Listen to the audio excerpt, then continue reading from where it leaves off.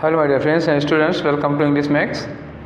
हम लोग MTS 2021 के पेपर कर रहे हैं और करते करते आज पहुंच गए हैं सेट नंबर 42 पे। ठीक है, और ये पेपर हुआ था 22 जुलाई को। मॉर्निंग आफ्टरनून हम लोग कर चुके हैं। आज करने जा रहे हैं इवनिंग शिफ्ट का पेपर। ठीक है तो 41 सेट हम लोग ऑलरेडी लगा चुके हैं। 42 है, 25 का गुणा कर लो, देखो बहुत सारे आ जाएंगे। PDF आई थिंक कि आप लोगों ने सॉल्व कर लिया होगा, तो ज़्यादा टाइम ना वेस्ट करते हैं और शुरू करते हैं आप लोगों का डिस्कशन कि कितना आप लोगों का गलत हुआ, जो गलत हुआ क्यों गलत हुआ, उसकी जगह पे सही क्या होगा। ठीक है, तो चलो स्टार्ट करते हैं आज का डिस्कशन। और आपका पहला क्वेश्चन आपकी स्क्रीन पर है ये, और इसमें क्या है, वन वर्ड सब्स्टिट्यूशन बताओ। किसका वन वर्ड है? In exactly the same words as were used originally, मतलब ओरिजिनली जो वर्ड यूज किए गए थे, कहीं किसी ने कुछ लिखा हो, जैसे शेक्सपियर ने लिखा हो, कालिदास ने लिखा हो, किसी ने लिखा हो, जो ओरिजिनल था, टेक्स्ट था, ओरिजिनली उसी वर्ड में इन द लिखा एग्जैक्टली द सेम वर्ड्स, तो जिसको हम लोग कहते हैं ना word for word, word for word, मतलब अक्षरशः क्या होगा, ये हो जाएगा अक्षरशः, ये हो गया। ठीक है, तो एक एक अक्षर की जगह अक्षर लगा दिया, अक्षरशः हो गया, तो ये हो गया वर्ड फॉर वर्ड। तो इसके लिए एक वर्ड क्या यूज किया जाता है, वर्बेटिम। क्या यूज किया जाएगा? वर्बेटिम होता है। तो वर्बेटिम का मतलब होता है सेम अक्षर की जगह, मतलब मच्छिका स्थाने मच्छिका, जहाँ बिंदी वहीं बिंदी लगेगी। ठीक है, तो उस तरह से लिखना। बाकी और जो वर्ड हैं उनको देखना चाहो तो देख लो।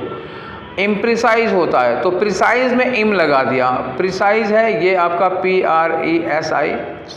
प्रिसाइज का मतलब क्या होता है? संक्षिप्त होता है, निश्चित होता है, डेफिनिट होता है। इसके पहले इम लगा दोगे तो क्या होगा, उसी का एंटोनिम बन जाएगा। इम्प्रिसाइज का मतलब होता है जो डेफिनिट नहीं है, जो निश्चित नहीं है। स्ट्रिक्ट का मतलब बहुत सख्त होता है। न्यूट्रल का मतलब क्या हुआ, ना मतलब एकदम से तटस्थ हो गया, ना लेना ना देना। ठीक है, वो हो गया न्यूट्रल। वर्बेटिम का मतलब अभी बता दिए थे, अक्षरशः मतलब वर्ड फॉर वर्ड, जो जैसा लिखा था हूबहू वैसा का वैसा ही। तो आपका आंसर क्या हो गया, 4 वाला। ठीक है, क्लियर। चले आगे आओ, क्वेश्चन नंबर 2। तो ये क्वेश्चन नंबर 2 में करना क्या है जी, एरर का करना है आपको। ठीक है, तो आ जाओ। एरर में क्या लिखा कि he has been presented of honorary awards, he has been presented of honorary award. तो ये जो ऑफ लिखा है वो गलत है। क्यों?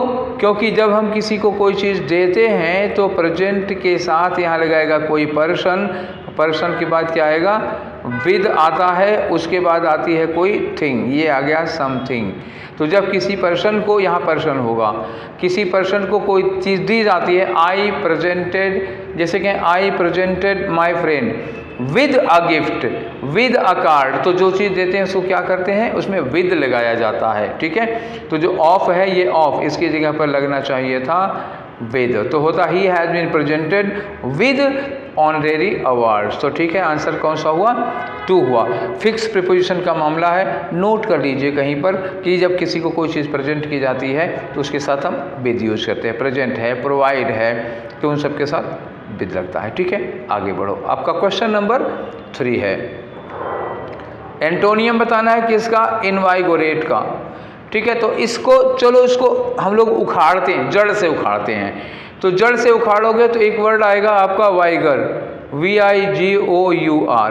वाइगर का मतलब जानते हो क्या होता है? वाइगर का मतलब होता है एनर्जी या पावर या स्ट्रेंथ कह सकते हो, SRENGTH, ये हो गया स्ट्रेंथ हो गया। तो ये होता है वाइगर। तो इसी को वर्ब बना दिया, वाइगर को बना दिया इनवाइगोरेट। इनवाइगोरेट का मतलब क्या होता है, किसी में एनर्जी डाल देना, एम्पावर कर देना किसी को, स्ट्रेंथन कर देना इसी को। तो एनर्जी से क्या बना है, एनर्जाइज, ये वर्ब बनी है। तो आप ये ले लो अपना आंसर। ठीक है, क्लियर हो गया। अब जो और वर्ड हैं उनको जरा समझ लेते हैं हम लोग। जो और वर्ड है उसमें क्या है, इनवाइगोरेट के लिए एक वर्ड लगा डिफॉर्म। तो फॉर्म का मतलब क्या होता है, रूप होता है। जब उसको हम डी कर देंगे, फॉर्म को डिफॉर्म कर देंगे, तो डिफॉर्म करने का मतलब होता है रूप को बिगाड़ देना। कोई चीज़ जो बनी हुई है उसको, उसके रूप को, उसके फॉर्म को बिगाड़ देते हैं, तो डिफॉर्म कर देते हैं। डिफॉर्मेशन होता है, विकृति कहते हैं उसको। टायर का मतलब क्या होता है? थकाना, ठीक जाना, थकाना, थक जाना। ये ग्रो का मतलब तो जानते ही हो, बढ़ने के लिए लगता है। तो हो गया। अब आगे आ जाओ, आंसर इसका कौन सा हुआ? सेकेंड वाला। अब आगे आ जाओ, क्वेश्चन नंबर 4 पे आते हैं हम लोग, ठीक है। तो क्वेश्चन नंबर 4 ये रहा आपका क्वेश्चन नंबर 4। क्या बताना है? साइनोनिम बताना है। किसका साइनोनिम है? ये वर्ड, ये वाला वर्ड है, ठीक है। सेंटेंस जरा पढ़ो। Both songs have been reworked giving them fresh impetus, ठीक है। बोथ सॉन्ग्स, दोनों गीतों को क्या कर दिया गया? रिवर्क कर दिया गया, गिविंग देम फ्रेश इम्पीटस। तो इम्पीटस का मतलब क्या हो? प्रोत्साहन हो जाता है, ठीक है। एक तरह से कह सकते हो इंसाइटमेंट हो जाता है, एनकरेजमेंट होता है। तो प्रेरणा, क्या लिख दें? प्रेरणा या प्रोत्साहन होगा। तो डिटैचमेंट क्या हो गया? अटैचमेंट का उल्टा हो गया। अटैच करना, जोड़ना होता है, उसी का अपोजिट हो गया डिटैच, मतलब खोलना हो गया। अवर्जन का मतलब क्या होता है? किसी चीज़ के प्रति आपके अंदर जो अरुचि होती है, डिसलाइकिंग कह सकते हो। अवर्जन डिसलाइकिंग हो गई। डिसफेवर का मतलब क्या हुआ? वो हम उस चीज़ को चाहते नहीं हैं, हमारा फेवर उस पर नहीं है, तो अपना फेवर हटा लेना या किसी चीज़ को नापसंद करना। एक तरह से डिसफेवर का मतलब क्या कर दिया हमने? डिसलाइक कर दिया। तो अरुचि में भी तो वही चीज़ हो जाती है, आप उस चीज़ को डिसलाइक करते हैं तभी तो अरुचि आएगी। इंसाइटमेंट का मतलब वही होता है प्रेरणा देना, किसी चीज़ को प्रोत्साहित करना। तो आपका जो आंसर हुआ वो कौन सा हुआ? इम्पीटस का साइनोनियम हो गया इंसाइटमेंट। क्लियर हो गई ना बात? चलो एक बार क्लियर करके फिर से बताता हूँ आपको। इम्पीटस का मतलब होता है प्रोत्साहित करना, प्रेरणा देना, और इसका जो साइनोनियम है वो क्या है? इंसाइटमेंट होगा। आंसर आपका कौन सा हुआ? 4th वाला, ठीक है ना? क्लियर। चलो आगे बढ़ते हैं, क्वेश्चन नंबर 5 पे आते हैं हम लोग। तो क्वेश्चन नंबर 5 क्या है? Correctly spelled. ध्यान देना, यहाँ क्या लिखा है? करेक्टली, ठीक है। करेक्टली स्पेल्ड वर्ड पे तो पहला वर्ड दिया है वेरीनेस। तो वेरी का असल में होता तो ये है वेरी, ऐसे ही होता है, लेकिन जब इसमें नेस जोड़ने लगते हैं ना बच्चा, तो चेंज हो जाता है। क्या हो जाता है? VARI हो जाएगा और उसके बाद नेस लगेगा, ठीक है। वेरी का मतलब क्या होता है? सतर्क रहना, एकदम से सावधान, अलर्ट रहना। तो वेरीनेस का मतलब क्या हो जाएगा? सतर्कता, अलर्ट, कॉशन हो जाएगा, ठीक है, एकदम अटेंटिव होके रहना। तो वेरीनेस में ये वाई गलत है, इसकी स्पेलिंग गलत है। आंसर तो आपका यही हुआ, इनकरेक्टली। अच्छा, तो करेक्टली स्पेल्ड पूछा, अभी नहीं, मिस्टेक हो गई। तो वेरी गलत है, ध्यान रखना कि वेरी गलत है। अब और आगे चलते हैं, कुछ और वर्ड देखते हैं हम। तो ये वेरी की स्पेलिंग गलत है, करेक्टली स्पेल्ड बताना है, तो अभी आंसर पे नहीं आए हैं। मोनूमेंटल, MONU, मोनूमेंटल की स्पेलिंग सही है, तो ये आपका आंसर हो जाएगा। डिसएन्चेंटमेंट है, तो डिस लगा, एन्चेंटमेंट में CH के बाद ये जो ये लिखा है ना, चैंट होता है ना, CHANT होता है, तो ये जो ई लगा है ये गलत हो जाएगा। डिसएन्चेंटमेंट क्या होगा? देखो, एन्चेंट करना क्या होता है? ENCHANT। एन्चेंट का मतलब होता है किसी को मोहित कर लेना। क्या होता है? किसी को मोहित कर लेना। एन्चेंटमेंट, मंत्रमुग्ध हो जाता है कोई आदमी, एक तरह से सम्मोहन में आ जाता है। और डिसएन्चेंटमेंट का मतलब क्या होता है? अब जब इसमें डिस लगा दिया तो मोह भंग हो जाता है। क्या हो जाता है? मोह भंग हो जाता है, ठीक है, समझ गए बात? तो ये डिसएन्चेंटमेंट, इसकी भी गलत ही। अवेकनिंग है, अवेकनिंग में देखो, अवेकन में AWAKEN होता है, बाद में इसमें ING लगा दो तो KEN होता ना यहाँ पर, तो इसकी भी गलत हो गई। तो सबकी तो गलत ही है स्पेलिंग। देखो किसकी किसकी गलत है? इसकी गलत है, इसकी गलत है यहाँ पर, इसकी गलत है यहाँ पर। तो ये एक मोनूमेंटल वाला केवल सही है। आंसर आपका कौन सा होगा? 2 वाला होगा, ठीक है। चलो आगे आ जाओ, क्वेश्चन नंबर 6 पे आओ। तो क्वेश्चन नंबर 6 में देखो खाली जगह है। द वेदर वाज सो, मौसम है, मौसम कैसा था? That she could not step out of the house, मौसम ऐसा था कि वो घर के बाहर निकल भी नहीं पाई। अब बता लो, कोई घर के बाहर निकल ना पाए तो मौसम क्या होगा? मौसम सीरियस होगा यार, सीरियस पर्सन के लिए लगता है, मौसम के लिए नहीं।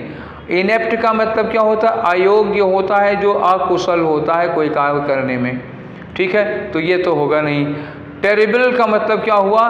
बहुत ही डरावना। टेरिबल का मतलब क्या हुआ? बहुत ही डरावना। मौसम बहुत डरावना था, मतलब बारिश वारिश या ओले ओले पड़ने इस तरह की संभावना रही होगी। तो हो सकता है मौसम डरावना तो हो सकता है, खतरनाक मौसम होगा तो डर लगेगा, डरावना होगा। स्लाइट का मतलब जरा सा, इसका कोई लेना देना नहीं। दो ऑप्शन में चलो, सीरियस है या डरावना है। तो मौसम सीरियस नहीं है, मौसम डरावना है, खतरनाक, क्योंकि सीरियस में खतरनाक नहीं होगा और डरावना में क्या आ जाता है? खतरनाक हो जाएगा। इसलिए यहाँ सूटेबल ऑप्शन क्या होगा? टेरिबल लगाएंगे। क्लियर हो गया? चलो आगे बढ़ते हैं। तो अब आते हैं हम क्वेश्चन नंबर 7 में। क्वेश्चन नंबर 7 में फिर से वही इम्प्रूवमेंट का क्वेश्चन है। गला अभी भी है गड़बड़ कुछ कुछ। लिखा है this is on for a best ice cream I have ever had. मतलब अभी तक मैंने जितनी भी आइसक्रीम खाई है उनमें ये सबसे बढ़िया, अभी तक की सबसे। तो क्या लगाते हैं हम लोग? बाई फार। अभी तक में क्या लगाओगे? बाई फार द बेस्ट, अभी तक में सबसे अच्छी आइसक्रीम। तो बाई फार, तो ये हो गया बाई फार द बेस्ट, पहला वाला होगा। ठीक है, ऑन फार द बेस्ट नहीं, बाई फार द बेस्ट होगा, अभी तक की सबसे अच्छी। अब आ जाओ क्वेश्चन नंबर 8 में। तो क्वेश्चन नंबर 8 भैया क्या है? साइनोनियम है। फिर से किसका साइनोनियम है? रिवील है। रिवील का मतलब क्या होता है? रिवील का मतलब होता है डिस्क्लोज कर देना। कोई चीज़ जो ढकी हुई है, छुपी हुई है, सीक्रेट है, उसको, उस राज को खोल देना, डिस्क्लोज करना, या आप दूसरे वर्ड में कह सकते हो किसी सीक्रेट को ओपन कर देना, तो ये हो जाता है। अब इसका साइनोनियम में आ जाओ तो देखते हैं। साइनोनियम एक तो डिस्क्लोज दिया ही है इन्होंने, तो चौथा वाला नंबर पे हम आ गए। कर्व का मतलब क्या होता है? कर्व का मतलब होता है कंट्रोल। ठीक, क्या होता है?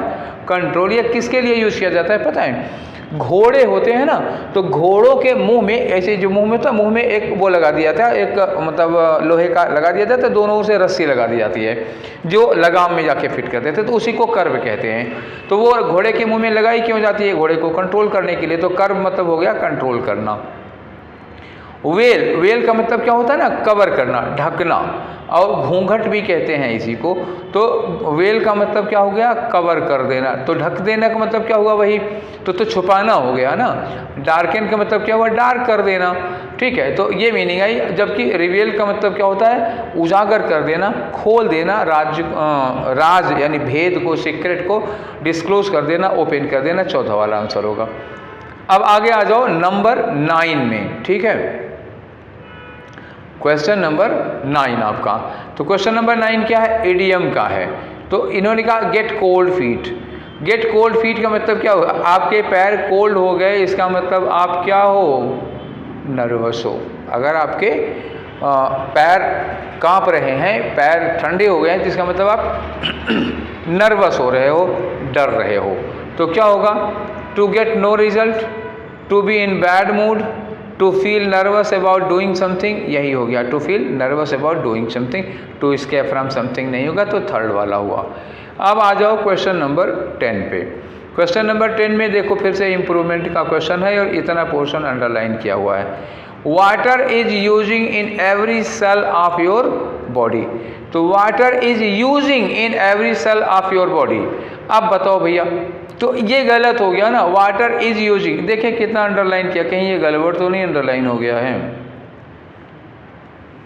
इज नहीं होगा, इज को छोड़ के वाटर इज अलग है भाई। ठीक है, ये नहीं है अंडरलाइन। क्लियर? आप समझ जाइएगा, इज अंडरलाइन नहीं है। तो वाटर इज अलग हो गया। अब इतने को आपको करना है, यूजिंग इन एवरी सेल। तो वाटर इज यूजिंग, पानी, फिर अभी मैंने कल वाले में बताया था ना, active voice passive voice, is के साथ आईएनजी फॉर्म लगाते हो तो ये एक्टिव वॉइस हो जाएगी। तो पानी यूज कर रहा है हर सेल को, हर सेल में पानी यूज कर रहा है या हर सेल में पानी यूज किया जाता है। तो पानी यहाँ पर जो वाटर है ये सब्जेक्ट तो है, लेकिन ये उस काम का डूअर नहीं है। इसका मतलब ये सेंटेंस पैसिव वॉइस में होगा।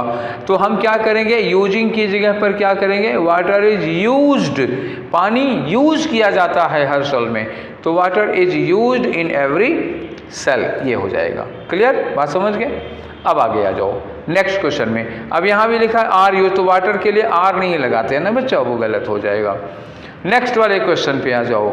हम लोग आते हैं क्वेश्चन नंबर 11 पर, ठीक है। तो ये रहा आपका क्वेश्चन नंबर 11, फिर से खाली जगह भरने वाला है। Gandhi ji spent many years, Gandhi ji ने कई साल बिताए डैश साबरमती आश्रम। तो साबरमती आश्रम एक जगह है, अब ये बताने की ज़रूरत नहीं, गांधी जी ने स्थापित किया था, ठीक है। तो साबरमती आश्रम में गांधी जी ने बहुत समय बिताया। तो एक तो आश्रम में कोई जगह है तो हम क्या लगा सकते थे, इन लगा सकते थे। इन नहीं मिलेगा तो क्या लगाओगे, एट लगाओगे, ठीक है। साबरमती आश्रम के लिए पॉइंट ऑफ प्लेस मान लेते हैं तो, ठीक है। तो विद साबरमती आश्रम, बाय साबरमती आश्रम, आन का मतलब ऐसे थोड़े ना है कि यहाँ बैठ गांधी जी समय बिता रहे थे, ये नहीं लगेगा। फिर क्या लगाओगे, एट लगाओगे। इन नहीं है इसलिए एट लग गया। अगर इन होता तो in should have been better option than the at, ठीक है। क्लियर हो गई बात। तो अभी हम एट लगाएंगे इस पे, पॉइंट ऑफ प्लेस के सेंस में। केवल साबरमती आश्रम केवल बिल्डिंग तक लिया है तो एट लगा दिया। पूरी एरिया को ले लेते तो इन लगा लेते। चलो अच्छा, अब हम लोग आगे बढ़ते हैं क्वेश्चन नंबर 12 की ओर, ठीक है। तो ये रहा आपका क्वेश्चन नंबर 12 आपकी स्क्रीन पर। फिर वही इम्प्रूवमेंट वाला क्वेश्चन है। आफ्टर ऑल द फर्स्ट का मतलब क्या हुआ, जो चर्चा हो रही है लोगों में, जितनी भी बातें फैल रही हैं लोगों में, after all the first the companies has. अब ये कंपनीज क्या है भैया, प्लूरल है, तो हैज़ क्या हो गया, सिंगुलर हो गया। गलत हो गया ना, आपको क्या करना होगा, हैज़ को हैव। स्टिल नॉट रीच, अच्छा जब आप हैज़ या हैव लगाओगे तो रीच की क्या लगाओगे, थर्ड फॉर्म लगाओगे, अ कंसेंसस हो गया। मतलब मिल गया ना आपको, इस हैज की जगह हैव या हैड हो जाएगा। उसके बाद क्या होगा, नहीं स्टिल लगा है तो पास्ट नहीं होगा, हैव ही लगेगा। स्टिल मतलब अभी तक हो गया, तो अब तो आप हैव ही लगाओगे। हैव के साथ क्या करोगे, नॉट और रीच की थर्ड फॉर्म लगाओगे। तो ये हैव स्टिल नॉट रीच्ड, ये हमारा आंसर हो गया। अब यहाँ स्टिल के बाद टू लगा दिया, टू के साथ ये थर्ड फॉर्म लग गई, हो ही नहीं सकता है। हैड स्टिल नॉट, अब ये हम हैड को सही भी मान लें तो रीच की थर्ड फॉर्म होनी चाहिए, गलत हो गया, ये ऑलरेडी गलत है। तो आपके पास एक ही ऑप्शन बच रहा है, वन के अलावा कुछ है नहीं, ठीक है। चलो आ जाओ क्वेश्चन नंबर 13 पे आओ। क्वेश्चन नंबर 13 में फिर से खाली जगह भरना है। लिखा है कि फूड वाज डैश, आगे लिखा है guides were not to be found, guides जो थे वो नहीं मिल रहे थे। And the enemy dogged them all the way, dogged का मतलब धोखा देना, चकमा देना हो रहा था, ठीक है। तो गाइड मिल नहीं रहे थे, मतलब कहीं पे कोई जा रहा है तो गाइड नहीं मिल रहे थे, मतलब रास्ता दिखाने वाला मिल नहीं रहा था। और जो एनिमी थे हर पल चकमा दे रहा था। और फूड मतलब भोजन की, तो सब कुछ निगेटिव जा रहा है ना, ये भी निगेटिव जा रहा है, ये भी निगेटिव जा रहा है। तो खाना क्या होगा, ढेर सारा होगा या ख़त्म हो गया होगा, ये फूड है। फूड वाज स्कार्स का मतलब क्या हुआ, बहुत कम मात्रा में था। अब क्रास लग गया, क्रास का कोई लेना देना ही नहीं है। बचा चांस, तो फूड वाज चांस, ये भी मतलब नहीं है। फार्स एक तरह से प्रहसन होता है, ये भी नहीं लगाना है हमको। तो हमें फूड की मात्रा बतानी है कम, भोजन बहुत कम बचा हुआ था, तो क्या लगा लो, ए वाले लगा लो, बाकी सारे गलत हो गए। तो 13 हो गया। अब आ जाओ क्वेश्चन नंबर 14 पे, ठीक है। तो क्वेश्चन नंबर 14 में क्या है, एंटोनीम है। किसका एंटोनीम है, सीरीन का। सीरीन का मतलब क्या होता है, कोई जगह जो बहुत ही शांत होती है, मतलब एकदम पीसफुल होती है, जहाँ कोई आवाज़ नहीं आ रही होती है, ठीक है। काम कह सकते हो, ये हो गई, ठीक है। ट्रंक्विल हो सकती है, एक और वर्ड लिख दे रहा हूँ, ट्रंक्विल, TRANQUIL, ट्रंक्विल होती है, एकदम शांत सन्नाटा होता है। तो सीरीन का मतलब शांत हो गया। अनपर्टर्ड मतलब जो घबराया हुआ ना हो, एक ये हो गया, ठीक है, ध्यान देना। अनपर्टर्ड मतलब जो घबराया हुआ ना हो, प्लीज मतलब जो खुश हो। और कंपोज्ड का मतलब क्या होगा, ये भी एकदम से शांत हो गया, स्थिर हो गया, स्थिर मान लो इसको। और एजिटेटेड का मतलब आंदोलित हो गया। तो आंदोलित व्यक्ति कौन होगा, जिसके अंदर बहुत सारा गुस्सा हो। तो ये क्या हो गया, यही आपका एंटोनीम हो गया। ये शांत है और एजिटेटेड मतलब भड़का हुआ, एकदम से आंदोलित हो गया। तो आंसर कौन सा हो गया, 4 वाला हो गया। अब आ जाओ 15 पे भैया, 15 पे आओ। तो 15 में क्या है, एरर बताओ। एरर क्या है इसमें, द एंडीज माउंटेन्स प्लूरल है, लाई बिटवीन चाइल एंड अर्जेंटीना, चाइल एक देश है, अर्जेंटीना एक देश है, दोनों के बीच में बिटवीन सही है। लेकिन ये जो ले लिखा हुआ है, ये ले की जगह क्या लगाओगे, लाई लगाओगे, क्योंकि जो एंडीज माउंटेन है ये पास्ट की बात नहीं है, प्रेजेंट की बात है ना, अभी भी है वहाँ पर। तो देखो वर्ब की फर्स्ट फॉर्म होती है लाई, सेकेंड फॉर्म क्या होती है, ले होती है, और थर्ड फॉर्म क्या होती है इसकी, लेन होती है, लाई ले लेन होती है। तो हम फर्स्ट फॉर्म में लगाएंगे ना, सेकेंड फॉर्म में नहीं। अगर हम इसको लगाते हैं तो पास्ट की, मतलब एंडीज माउंटेन चाइल और अर्जेंटीना के बीच था नहीं है, ये था नहीं है, अभी भी है। तो क्या करोगे, फर्स्ट फॉर्म लगाओ लाई। अब ये कहाँ मिलेगा, हमने वर्ब फॉर्म पढ़ाई थी, कितनी बार बताऊं कि वर्ब फॉर्म में ये सारी चीज़ें हैं, लाई ले लेन होता है, ले लेड लेड होता है, लाई लाइड लाइड होता है। तो ये सारी चीज़ें मैंने वर्ब की जो फॉर्म्स पढ़ाई हैं उनमें सारा है। 2 लेक्चर हैं, 35-40 मिनट के हैं, एक दिन 1 घंटा लगा दो, खत्म हो जाए झंझट वर्ब फॉर्म की।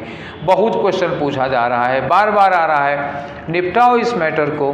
तो कहाँ वाला गलत हो गया, ये ले वाला गलत हुआ, तो आंसर आपका कौन सा हो गया, 2 वाला। आगे बढ़ लेते हैं, आगे बढ़ते हैं। अब आते हैं क्वेश्चन नंबर 16 पे। तो फिलर का क्वेश्चन है, माई life has dash meaning without you, my life has dash meaning without you. तो अभी डिटर्मिनर थोड़े दिन पहले, मतलब 3-4 नहीं, पिछले हफ्ते की बात है, हमने आप लोगों को डिटर्मिनर्स डाले थे कि नहीं डाले थे, ठीक है, डिटर्मिनर्स।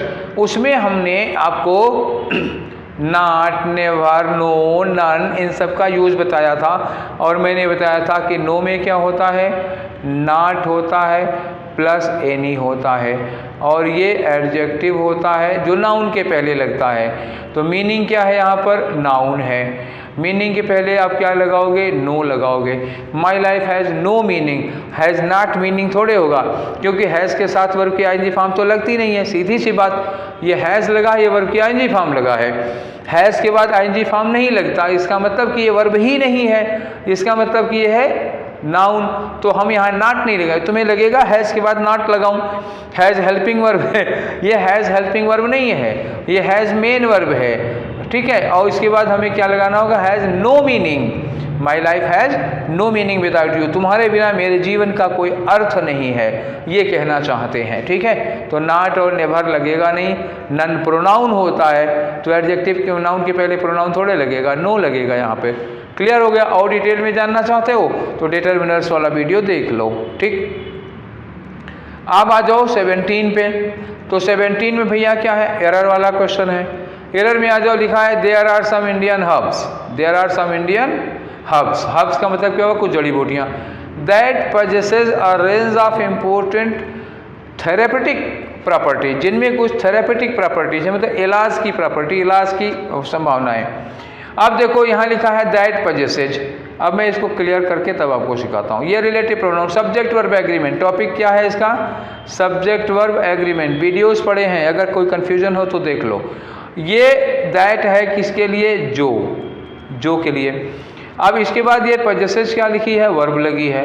अब ये जो किसके लिए लगा है, सम इंडियन हर्ब्स के लिए लगा हुआ है। सम इंडियन हर्ब्स, जो जिनमें पाया जाता है। तो सम इंडियन हर्ब्स ये क्या है, सिंगुलर है कि प्लूरल है, प्लूरल है। तो ये जो है ये भी क्या हो जाएगा, प्लूरल है। भाई ये दैट जिसके लिए आया है, अगर ये प्लूरल है तो ये भी प्लूरल है। और ये वर्ब पजेसेस क्या है, पजेसेस जो है वर्ब में आप एस लगाए हो, वर्ब में एस लगाते ही ये क्या बन जाती है, सिंगुलर वर्ब हो जाएगी। तो प्लूरल सब्जेक्ट के साथ सिंगुलर वर्ब लगाना गलत होता है। तो ये जो पजेसेस है वहाँ क्या होगा, पजेस होगा। तो ई एस जो लगा है वो गलत हो जाएगा, यहाँ होगा दैट पजेस। तो आ जाओ दैट पजेस। अब अपना आंसर ढूंढो, ठीक है, कहाँ है, ये लिखा है दैट पजेसेस। एरर बतानी है तो दैट पजेसेस, ये गलत हो गया, सही करना होता तो दैट पजेस कर दिया जाता। क्लियर हो गया, आपका आंसर होगा 2 वाला। अब आगे आ जाओ क्वेश्चन नंबर 18 में भैया। तो क्वेश्चन नंबर 18 क्या कह रहा है, करेक्टली स्पेल्ड। अब की बार करेक्ट, अच्छा उस बार भी तो करेक्ट स्पेलिंग ही थी, हाँ, करेक्टली स्पेल्ड वर्ड बताओ। एक्सेप्शनल है, एक्सेप्शनल में ये ई नहीं होगा, ठीक है, NAL होता है लास्ट में, एक्सेप्शनल में NAL लगा दो, हो गया, ई नहीं लगाना है, ठीक है। डिसीव, डिसीव की स्पेलिंग सही है, DEC, पहले ई होगा, बाद में आई होगा, VE होगा, तो ये वाली करेक्ट है। मॉर्टल लिखा है, मॉर्टल में MOR होगा और TAL होता है, मॉर्टल मतलब नश्वर होता है। और अपीयरेंस में क्या होता है कि देखो APPEAR, अब जो ई लिखा हुआ है ना, ये ई गलत है, यहाँ होगा ANCE, अपीयरेंस में ये ए होता है आर के बाद। क्लियर हो गया, तो आंसर आपका मिल गया, सेकेंड वाला होगा। हम लोग 18 क्वेश्चन कर चुके। अब आ जाते हैं क्वेश्चन नंबर 19 में। तो 19 में फिर से क्या है, इडियम है, टू ब्लेज द ट्रेल, ठीक है, टू ब्लेज द ट्रेल, ये इन्होंने कहा, ठीक है। तो इसका मतलब होता है ना कि किसी मूवमेंट को शुरू करना है आपको, ठीक है ना, किसी चीज़ को स्टार्ट करना है, तो ये हो जाएगा टू स्टार्ट अ मूवमेंट, किसी आंदोलन को, किसी भी कदम को जो आप शुरू करना चाहते हैं उसको स्टार्ट करेंगे, तो ब्लेज द ट्रेल का मतलब टू स्टार्ट समथिंग हो गया, तो 3 वाला हो जाएगा। अब आगे आ जाओ, तो हमारा क्वेश्चन नंबर 20 है। 20 में क्या है, वही सब्स्टिट्यूशन, अंडरलाइन किया हुआ है, ये है अंडरलाइन किया हुआ, इसको आपको सही करना है। तो चलो करते हैं, क्या लिया हुआ है, the prospects of surviving any serious illness, जो किसी भी सीरियस इलनेस के सर्वाइव करने का प्रोस्पेक्ट है, आर किसके लिए लगा, प्रोस्पेक्ट्स के लिए, ठीक है। आर इम्प्रूव्ड, तो किसी बीमारी के, किसी सीरियस इलनेस के सर्वाइव करने की संभावना बढ़ जाती है, कब, इफ, अगर क्या हो, अगर the disease is catching early, फिर एक्टिव पैसिव वाला मसला आ गया, ठीक। तो किसी भी बीमारी में जिंदा बचने की संभावना बढ़ जाएगी। देखो फिर से समझो, कोई सीरियस इलनेस है, उसमें सरवाइव करने की मतलब हमारे जिंदा बचने की संभावना बढ़ जाएगी, कब, अगर डिजीज इज कैचिंग अर्ली, अगर बीमारी जल्दी से पकड़ रही हो या बीमारी को जल्दी से पकड़ लें। सोचना, किसी सीरियस बीमारी में, एक बार फिर समझो, किसी सीरियस बीमारी में आपके बचने के, पेशेंट के बचने की, उसके सरवाइव करने की संभावना बढ़ जाएगी अगर बीमारी जल्दी से पकड़ लेती है या डॉक्टर बीमारी को जल्दी से पकड़ लेते हैं। तो होगा डॉक्टर बीमारी को जल्दी से पकड़ लेते हैं, तो जो इज कैचिंग वर्ब लिखी हुई है, डिजीज उसका सब्जेक्ट तो है, ठीक है, सब्जेक्ट है लेकिन डूअर नहीं है। डूअर नहीं होने का मतलब ये पैसिव होगा, पैसिव होगा तो इज के बाद कैचिंग नहीं होगा बल्कि क्या होगा, is caught. If disease is caught early, अगर बीमारी को जल्दी से पकड़ लिया जाता है तो क्या लगाओगे, ये कॉट अर्ली होगा, ठीक है। If the disease is caught early, अगर हम बीमारी को टाइम से पकड़ लेते हैं तो ये लगाओगे, ठीक है। इतनी बात क्लियर हो गई, आगे आ जाओ। और 21 से लेकर के 25 तक का क्या हाल होता है वो आपको पता है, तो मैं सीधे क्वेश्चन पे चल रहा हूँ। ये आपका क्वेश्चन है, मतलब एक पैसेज है, इस पैसेज में क्या करना है कि जो खाली जगह हैं वहाँ पर भरना है और नंबरिंग कर दी गई है, ऑप्शन आपको दिए हुए हैं, जैसा पहले करते आ रहे थे वही करना है।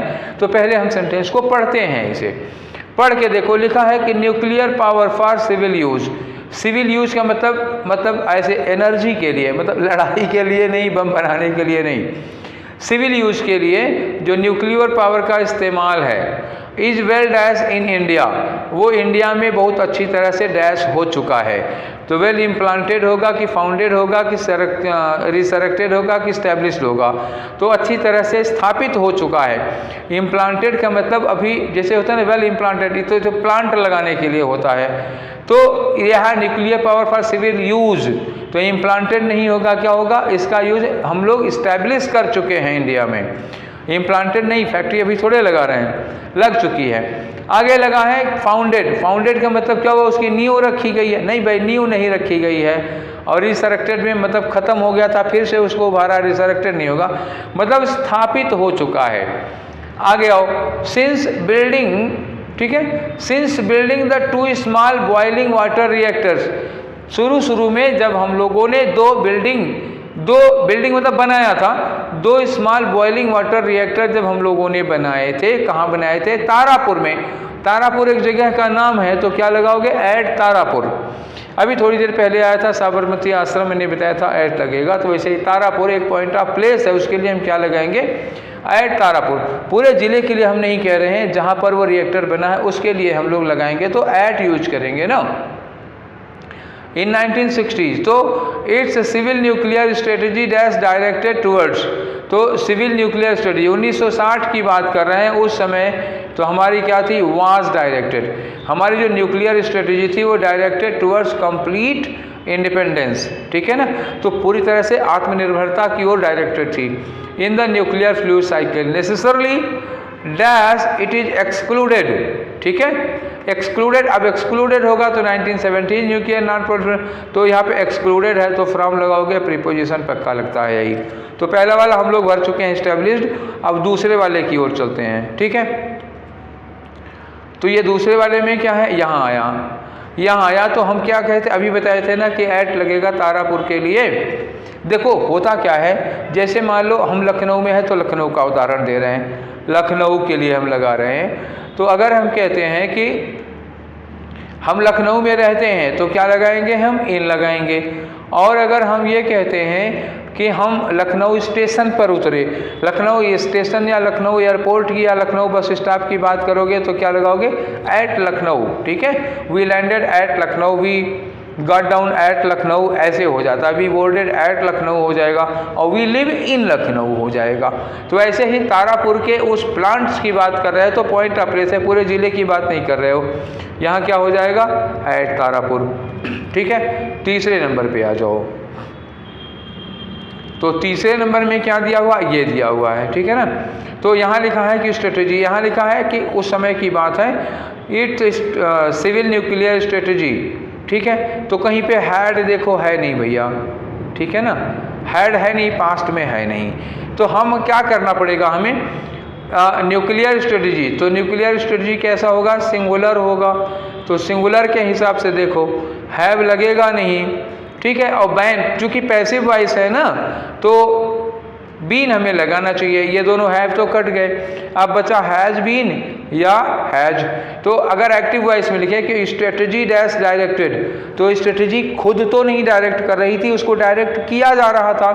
तो स्ट्रेटजी सब्जेक्ट नहीं, सब्जेक्ट है पर डूअर नहीं है, तो ये पैसिव वॉइस में होगा। पैसिव वॉइस में होगा तो हैज़ बीन लगाओगे, हैज नहीं लगाओगे। समझ में आ गई ना बात? तो ये हो गया 3 नंबर का फिलर।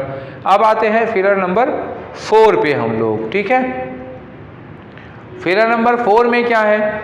लिखा है कि हाँ, उस समय ये थे complete independence in the nuclear fuel cycle. आगे लिखा है necessarily dash it is excluded, necessarily. अब आप क्या बताओगे? अब लगाओगे ना बिकॉज, क्योंकि कारण बता रहे हो। It is excluded from the 1917 nuclear proliferation treaty, ठीक है, एनपीटी, क्योंकि ये उससे बाहर रखी गई है। तो अब क्या लगाओगे? यहाँ लगाओगे बिकॉज, ये कारण बताने के लिए लगा रहे हो। अब ये एक्सक्लूडेड के लिए मैंने पहले ही बताया था फ्रॉम लगेगा, आंसर देखना चाहो तुम्हारी मर्जी हो देख लो।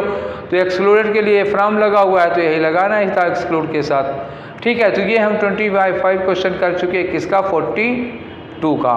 तो 22 जुलाई भैया ख़त्म हो गया, ठीक है। 22 जुलाई हम लोग ख़त्म कर चुके हैं। 2 दिन का पेपर और बचा है, 25 जुलाई का और 26 जुलाई का पेपर बचा हुआ है। तो यानी कि आपके 6 पेपर्स रिमेन हैं। 42 हो चुके हैं, तो 42 में 6 और कर दोगे तो कुल कितने हो जाएंगे? 48 पेपर हो जाएंगे।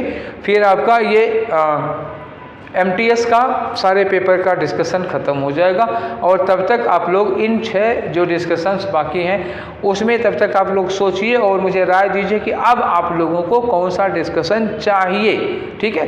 कोई ख़ास बात, कोई स्पेशल डिमांड या कोई स्पेशल टॉपिक जो आप पढ़ना चाहते हैं, जानना चाहते हैं तो बताइए, उस पर बनाएं, ठीक है। नहीं तो मैं तो कुछ न कुछ बनाता ही रहूँगा, आपके काम की चीज़ें देता ही रहूँगा, ठीक है। तो फिर मिलते हैं हम लोग नेक्स्ट सेशन में। आज का सेशन कैसा लगा बताइएगा, वीडियो को शेयर करिए, लाइक करिए। फिर मिलते हैं अगले वाले सेशन में। Till then take care, thank you.